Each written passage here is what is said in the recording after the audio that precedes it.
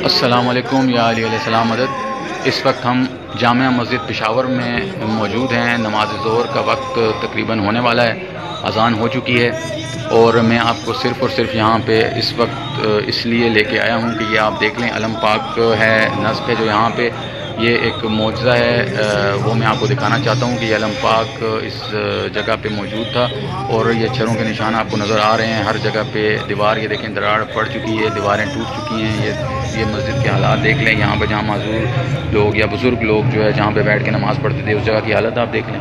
ये महराब की हालत देख लें, ये तमाम, ये छत की, हर जगह की, पंखों की हालत देख लें, यहाँ तक ये तमाम जगह जो है आपके सामने हैं, ये आप देख लें।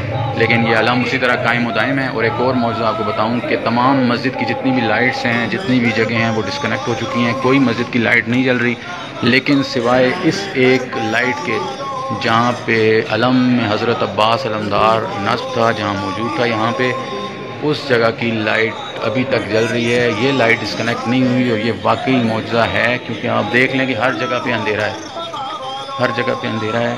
और आप ये देख सकते हैं,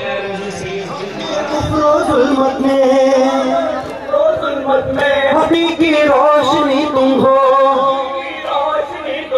तुम्हारा अज़्म फौलादी, इमारत कुफ्र की ढादी, मुल्कियत को ठुकरा गए,